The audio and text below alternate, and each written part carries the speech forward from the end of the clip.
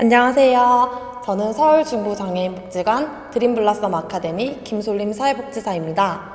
오늘은 여기 전시장에서 맞춤형 개별화 수업에 대해서 이야기를 해보려고 하는데요. 먼저 함께 수업에 와주신 작가님들을 소개하겠습니다. 안녕하세요. 저는 그림 그리고 있는 김태엽 작가라고 합니다. 손민지 작가입니다. 노세한 작가입니다. 지금 드림블라썸 아카데미 3년차 전시하고 있는 갤러리 인사아트에 있는데요. 작업에 대해서 조금 얘기를 나눠보려고 하는데 먼저 뒤에 있는 정민우 작가 작업에 대해서 얘기해보려고 합니다. 민우 씨가 작년에 비해서 올해 달라졌던 점은 일단 개인전을 했다라는 게 가장 큰 변화였던 것 같아요.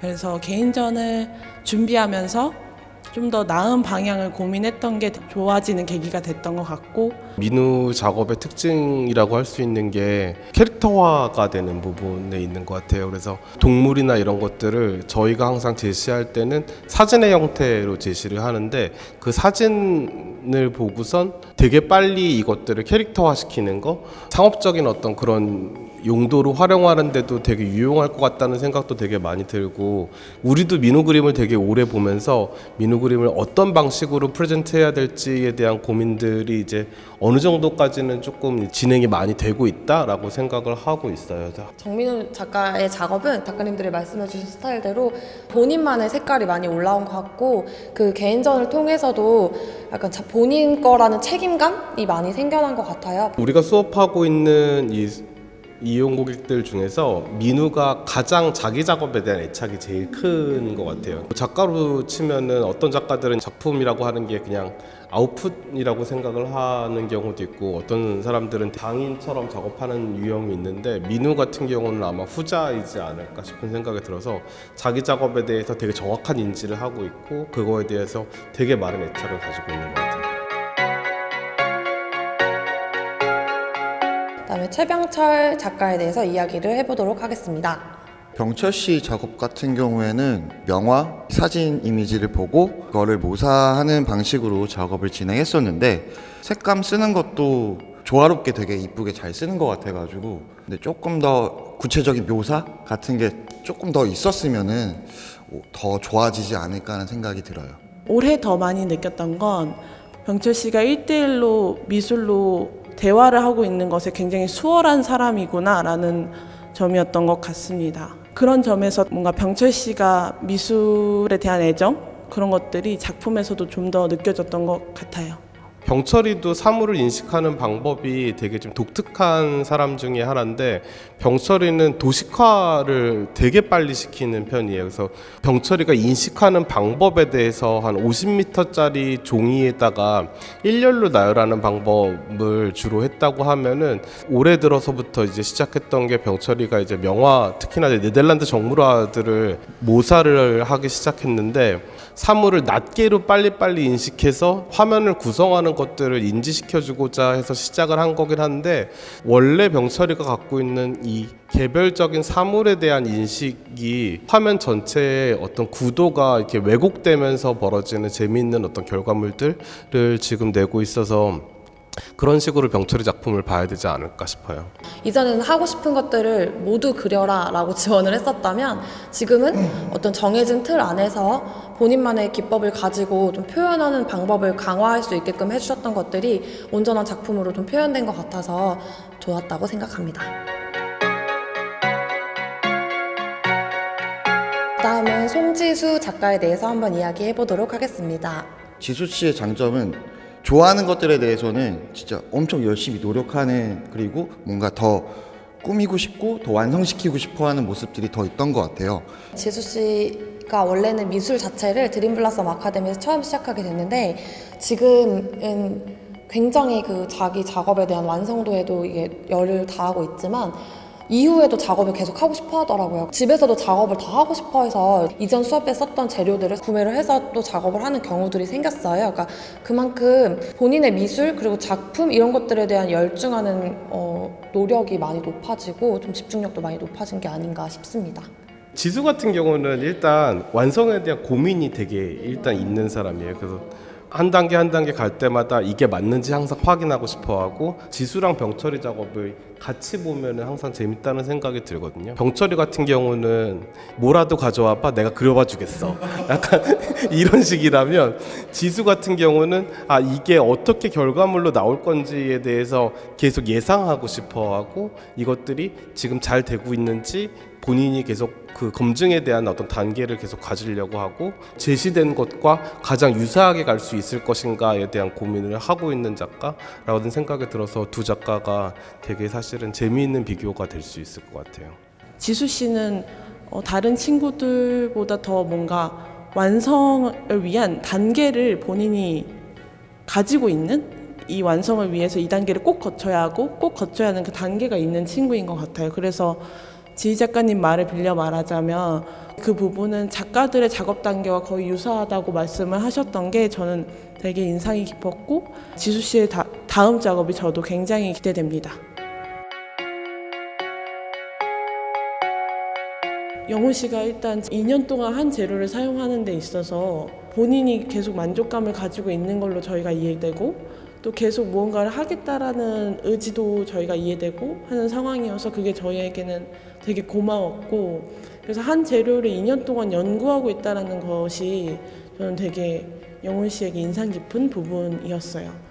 다들 되게 성실한 모습들을 많이 갖고 있지만 어쨌든 특히나 성실한 어떤 태도를 가지고 있는 것들이 일단 기본적으로 우리한테 신뢰감을 항상 주고 있는 뭐 그런 작가이기도 하고 올해로 넘어오면서 덩어리감이나 어떤 공간감 이런 것들에 대한 표현들에 대한 생각을 되게 많이 하고 있고 이제 그것들을 어떻게 이제 영훈이한테 생각할 수 있는 어떤 그런 지점들을 만들어줄지에 대한 고민들을 되게 많이 하고 있고 관람자의 입장에서는 이 영훈이가 표현하는 방식, 특히나 묘사하는 방식 이런 것들에 대해서 재미있게 볼 수 있는 작업이지 않을까 싶어요. 영훈 씨가 작업을 해야 했던 상황이라 그 작업의 환경을 마련해주고 저는 그냥 빠져 있었던 적이 있었어요. 그래서 한 2시간가량을 혼자 작업을 했었는데 완성을 했거든요. 그러니까 이게 완성도의 밀도는 물론 다르겠지만 처음부터 끝까지 본인의 선택으로 스스로 완성을 했던 적이 있어요. 그래서 본인 스스로 고민하고 있구나 감동받았던 순간이 있었습니다. 다음 이야기할 송우석 작가입니다.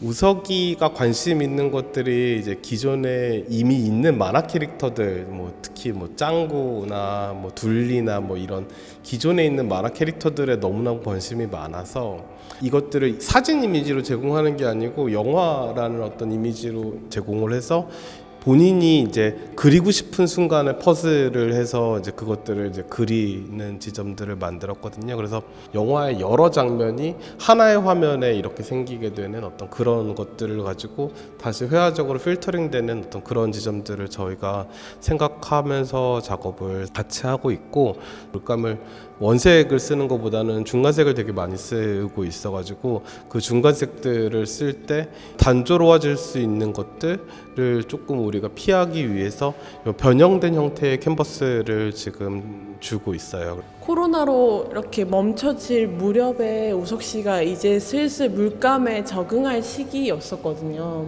붓을 계속 지속적으로 작년이나 사용을 했음에도 불구하고 여전히 붓 사용이 조금은 소극적인 모습이 있었는데 이제 슬슬 좀 붓을 능동적으로 다루고 적극적으로 하던 찰나에 이렇게 좀 코로나로 모든 게 늦춰지면서 그게 굉장히 아쉬웠던 게 우석 씨였던 것 같고요. 우석 씨는 일단은 엄청 성실하세요. 성실하시고 어떤 작업을 진행함에 있어서도 저희한테 질문을 되게 많이 하세요. 질문에 대한 제가 제안을 하게 되면은 제안을 그냥 그대로 받아들이는 게 아니라 되게 고민을 되게 많이 하면서 작업에 임해가지고 그 우석 씨 나름대로의 스타일로 많이 바뀌어서 나오는 것 같아요. 사실 우석 씨는 어떻게 보면 개인적인 사정에 의해서 작업 시간이 그렇게 길지 않았음에도 불구하고 올 수 있는 상황에는 무조건 참석해서 본인의 작업을 스스로 가져와 세팅하고 이제 작업하는 미술에 대한 열정이나 열의는 굉장히 높은 편이에요. 그래서 그런 것들을 어떻게 보면 좀 더 강화할 수 있을지 그런 방법들을 조금 더 고민해보면 좋을 것 같습니다.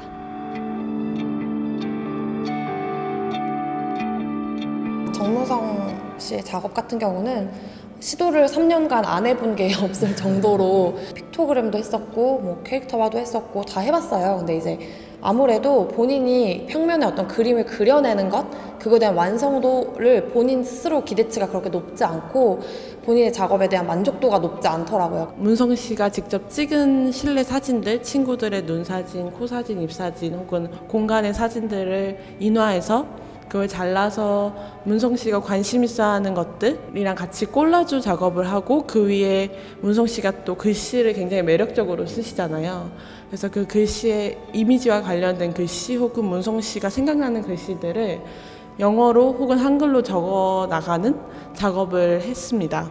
가위질이 아직까지는 완벽하게 능숙하지는 않은 게 사실이고 혼자서 2시간을 작업을 혼자서 이끌어 나가는 과정은 사실 아니에요. 같이 계속 상호교환하면서 이 부분은 어떨까라는 질문이 계속 있어야 되는 건 사실이지만 지금까지 했던 것 중에 문성 씨도 저희도 가장 만족스러운 결과물을 냈던 해가 아니었나. 문성이 같은 경우는 특히나 이제 자기가 촬영하는 사진 그리고 파운드 픽처 이런 것들을 섞어서 쓰고 있고 그 다음에 다시 손으로 그리는 어떤 그런 지점들 기법적인 레이어를 갖고 있고 또 하나는 내용적으로도 지금 내가 지금 인식하고 있는 거 나한테 주어지는 거 그리고 내가 텍스트로 풀어내는 거 그런 것들이 어떤 컨템포러리한 어떤 그런 지점들을 갖고 있는 건 분명히 맞는 것 같다라는 생각이 들어요.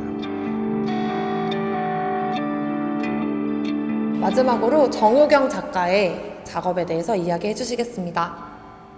효경 씨 작품 같은 경우에는 제일 복합적인 모습들이 많이 나오는 것 같다고 생각이 들거든요.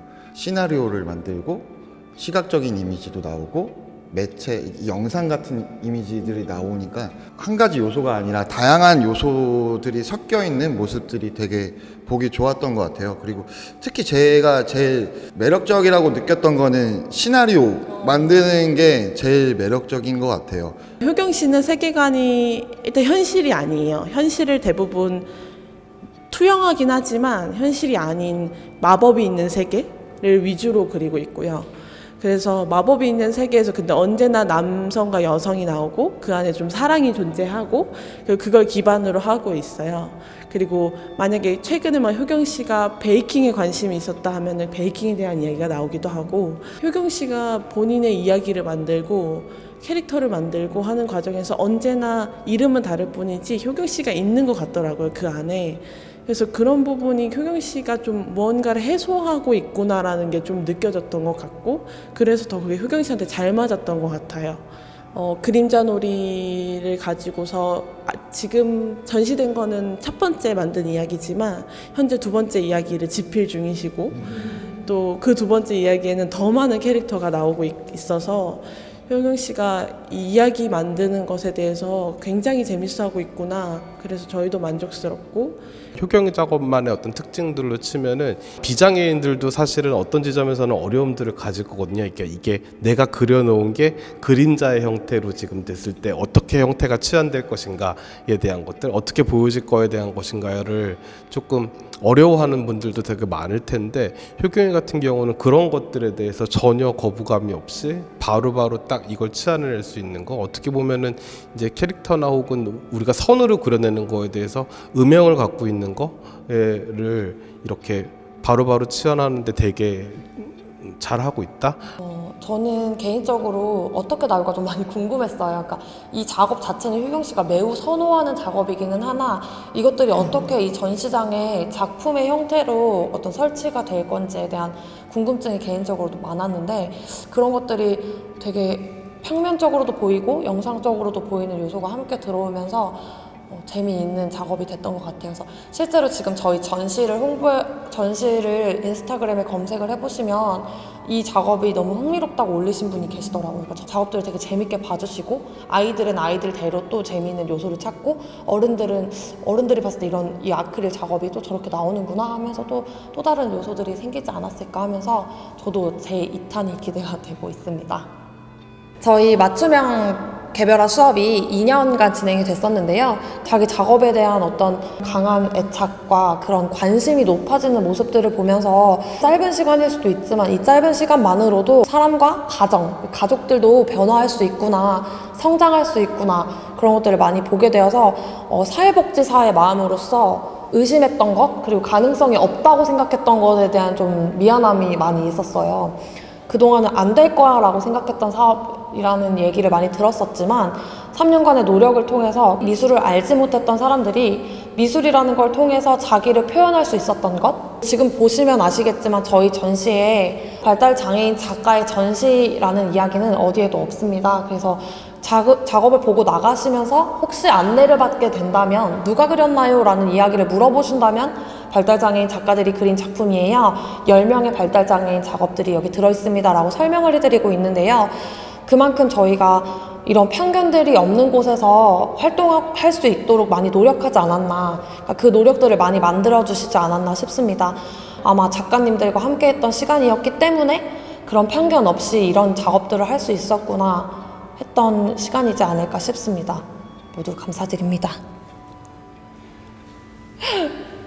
하나, 둘, 셋.